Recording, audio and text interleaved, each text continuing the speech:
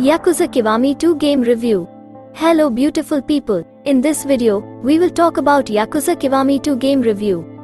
Yakuza Kiwami 2 is a full remake of Yakuza 2, which launched all the way back in 2006 for the PlayStation 2, and much like last year's Yakuza Kiwami, Kiwami 2 sticks rather rigidly to the blueprint laid out by the original game. It's got the same story, the same scenes, the same missions, and the same dialogue as Yakuza 2. The key difference, of course, is that it's been remade from the ground up using the often gorgeous Dragon engine, which was showcased for the first time with Yakuza 6 The Song of Life earlier this year. Alongside the visuals, which at times can appear photorealistic, Kiwami 2 also takes the updated combat system found in Yakuza 6, building upon it with a handful of new moves and techniques. Needless to say, if you're attempting to play through the series in chronological order, and you've just finished Yakuza Kiwami, then you're going to be blown away by how big an improvement this engine is. Admittedly, Sega has presented us with a bit of an awkward release schedule. Jumping from Kiwami to Yakuza 6, the final chapter of protagonist Kazuma Kiryu's story, and then back to Kiwami 2 is undeniably difficult, and the process is made harder still since Kiwami 2 suffers from some blatant PS2 era game design. By the way, we are gathering gamers and gaming lovers like you in our YouTube channel RAYAROZEN, so it would be nice if you join our gaming community by subscribing our YouTube channel. We upload a cool game stuff like gaming reviews, different gameplays, top 10 games compilations etc. Just like Kiwami, Kiwami 2 has moments where you can tell it's based on a game that released over a decade ago. There are several severely disjointed missions throughout the campaign, and there's a lot of filler that would simply be left on the cutting room floor in a more modern Yakuza title. Thankfully, the plot is engaging enough to carry the experience. At the time, Yakuza 2's story felt like a significant upgrade over what had come before it. There were far more twists and turns, the kind that we've now come to expect of the series, and it really brought together the narrative elements that its sequels would find themselves relying upon time and time again.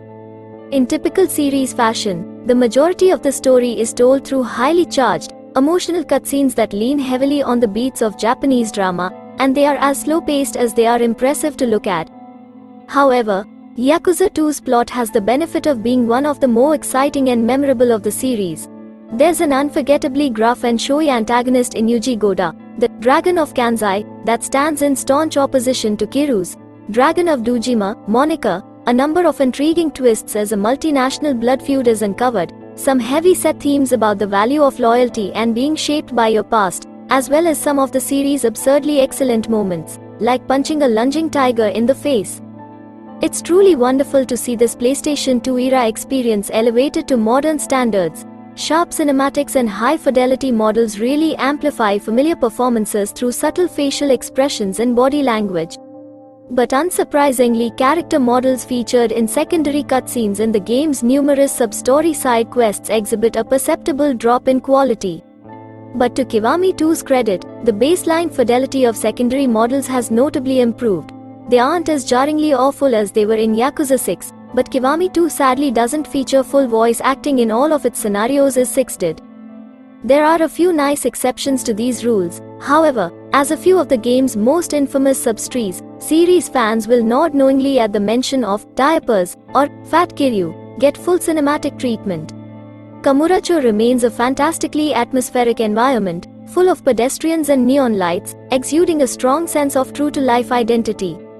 The Dragon engine continues to allow for seamless transitions between the street, stores, and combat encounters. It's also nice to revisit a more complete, classic version of the area after only seeing an abridged version in Yakuza 6.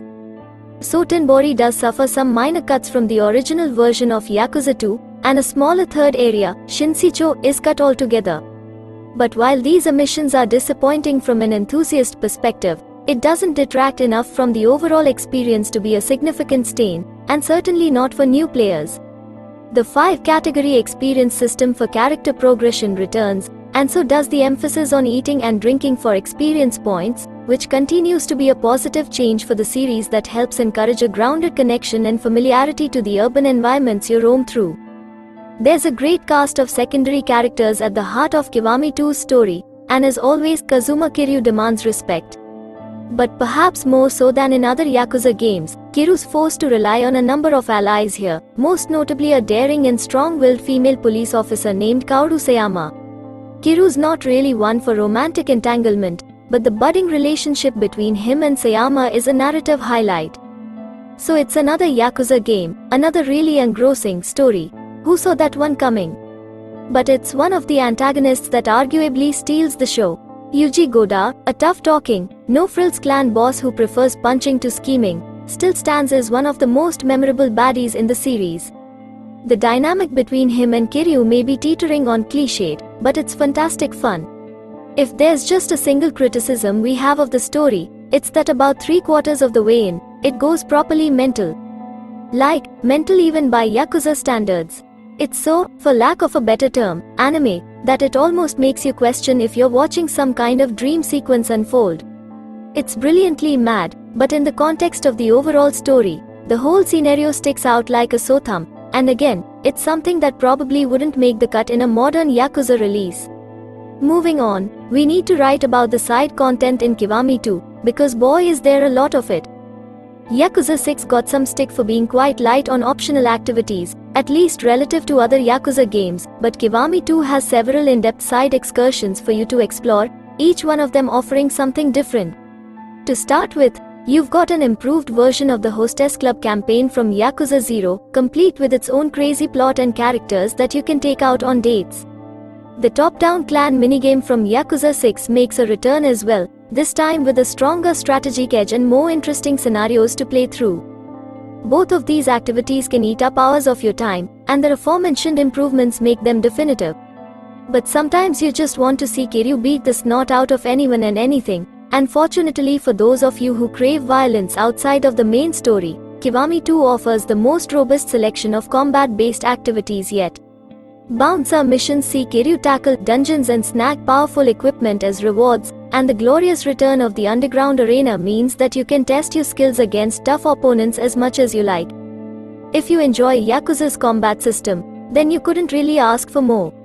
And then on top of all that, you've got your near constant stream of side quests, and in typical Yakuza fashion, they range from serious sub-stories that deal with real-world issues to downright hilarious escapades. Once again, the way in which Yakuza manages shifts in tone really is masterful. Oh, and Kiwami 2 does indeed feature that side quest from Yakuza 2.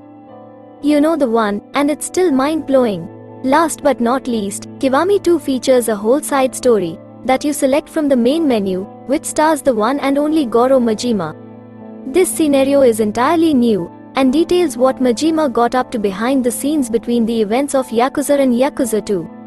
It provides quite an interesting look into the politics of the series' main Yakuza clan, but don't go in expecting a second full game. Playing as Majima is great, and his unpredictable fighting style is as fun as it was in Yakuza 0, but unlike with Kiryu, you can't level up and learn new skills, or equip various weapons and armor. It's very much a streamlined Yakuza experience that only lasts a few hours. Delving quickly into the slightly expanded combat system, Kiwami 2's every bit as face-breakingly satisfying as Yakuza 6, but there's a bigger emphasis on weapons. Armed enemies are a more common occurrence, and Kiryu can pocket-dropped knives, bats, swords, and guns for later, as long as they aren't smashed to bits during the fight. In turn, this adds some welcome spice to each fight, with weapons sporting their own cinematic heat moves and combos. With a mix of story battles, random street brawls, bouncer missions, and the underground arena, it feels like the combat system has a lot more room to breathe, and during our 40 or so hour playthrough, we came to appreciate that. If you're looking to master the rewarding combat of Yakuza, then Kiwami 2 gives you more reasons than ever to get stuck in. Adding to a growing list of great PS4 remakes, Yakuza Kiwami 2 is up there with the best games in SEGA's series. While PS2 era design does rear its ugly head now and again, another brilliantly dramatic story steals the spotlight. Throw in some superb optional content, and you've got a prime Yakuza package that's ultimately very difficult to fault. So, that's it for this video, hope you enjoyed it. If you do like our video, make sure to like, subscribe and hit the bell icon so you never miss an update.